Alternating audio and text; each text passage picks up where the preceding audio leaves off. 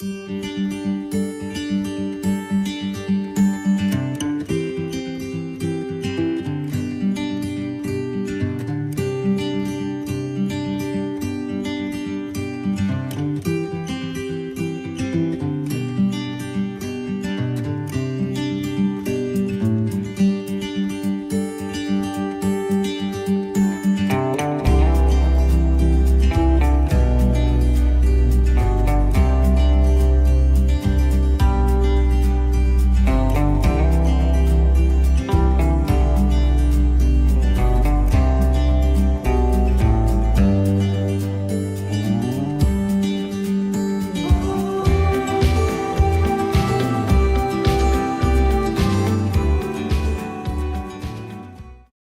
Tuesday, we will be taking our petition to the Houses of Parliament.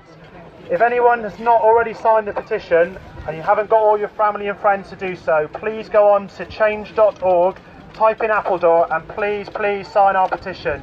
Your support so far has been incredible and we are currently on about 8,500 signatures, but we're trying to push it one more time before Tuesday, so please, if you haven't signed the petition, please do so. I would like to thank all of the community and the workforce and their families, and particularly I'd like to thank the GMB reps Paul, Lee, Chris and Jake, and the Unite reps Ricky and Barry. You have done us proud in leading this campaign.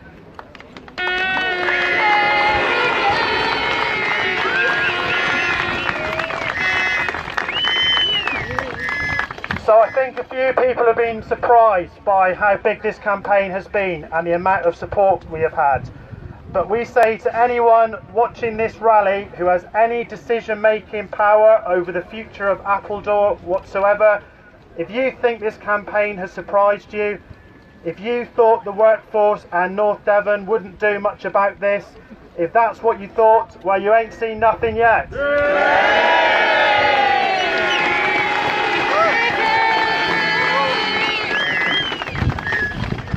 I'm now going to pass on to the Mayor of Bideford, Dougie Bushby, to say a few words.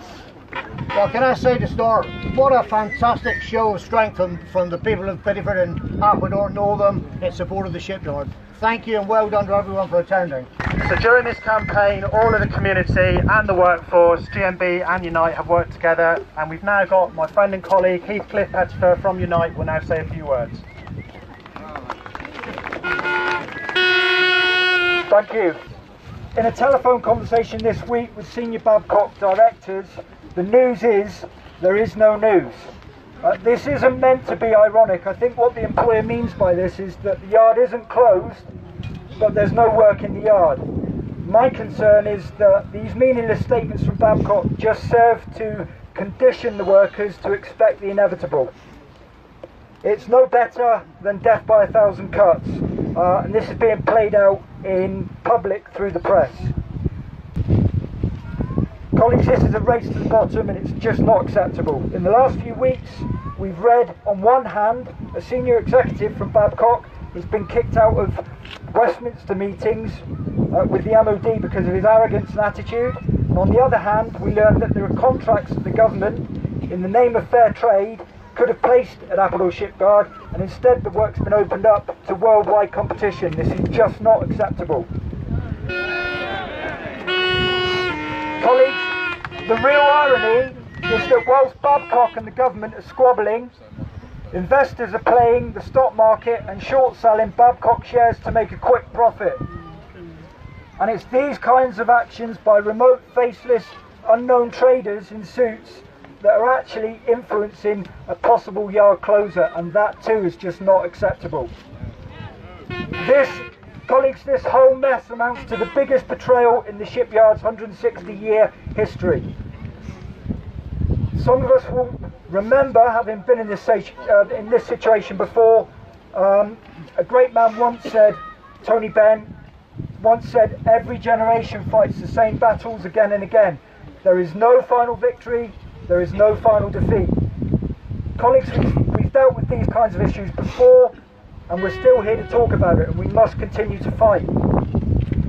When I think about previous owners of the shipyard, Some of those owners have handed things over in a better condition, and some of them haven't. But in actual fact, they never really owned the shipyard. The shipyard was owned by the people that worked in it. They were the people that really owned the shipyard. The people that worked there, the generations of skills, the traditions, the histories, and the community that's built up around the yard. That is what owns the shipyard. These are the people, and you are the people that will fight to save Appledore Shipyard. Colleagues, thank you for attending today.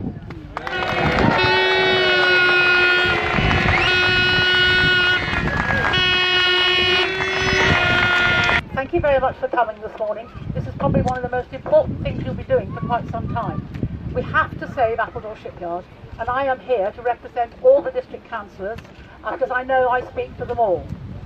I have been working alongside Heath and some of the union reps for some time now, and of course have been working alongside our MP. Now I know you're disappointed because Jeffrey can't be here today. And I know you are, and I know, honestly, that he is disappointed as well. Jeffrey is doing something today that has been in his diary, associated with him being the Attorney General, that he could not escape from. But he has done an enormous amount of work behind the scenes recently, and has been in correspondence with me, I promise you, all the time. He would be so upset that he can't be here, and I know that to be true. He actually met with Peter Heaton-Jones last week, with Archie Bethel, who is the CEO of Babcock's, and had a very long conversation with him. And not only has Jeffrey told me that, but Peter Heaton-Jones, who I bumped into on Sunday, told me exactly the same thing. So ladies and gentlemen, a few weeks before this campaign started, we had an election at Appledore for re-election of our GMB union reps, and someone called Jake McLean got elected as a new GMB rep. Never heard of the guy before, but I think I've certainly heard of him now. I think he's been on BBC One, ITV, and he's been absolutely phenomenal what he's done in this campaign. So I'm now going to pass the microphone to Jake so Jake can say a few words. I'll keep this short and sweet. On behalf of the workers at Appledore, I'd like to thank the whole community for rallying around and supporting us. It really means a lot. I never expected this turnout, petition and the rally, and it's just completely overwhelmed for it. And we will keep this fight going for as long as it takes, and those doors stay open. 197 and not out!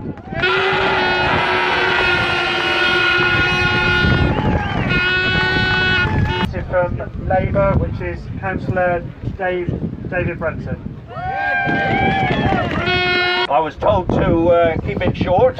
I worked to the principle that nobody remembers what you said, but they do remember how long you took to say it. And also not to be political.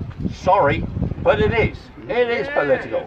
It was welcome. The politics were welcomed when Tony Benn and the Labour government saved Appledore Shipyard many years ago. Where there's a political will, there's a political way. And I do believe that the government have got a key role in saving the shipyard. It is madness that a maritime nation like Britain allows its skilled workforce to dissipate or not be trained or disappear in other parts of, end up cleaning windows or something. Or even worse, look forward to going on to universal credit. That is not just. I do. It's brilliant to see so many people here today. Usually we've had to go up to London in coachloads to lobby MPs up there. But at least it's on home territory today, and you've done a great job. It's time us Devonians stop pulling our forelock and get up on our knees and fight for what we justly deserve. Thank you very much.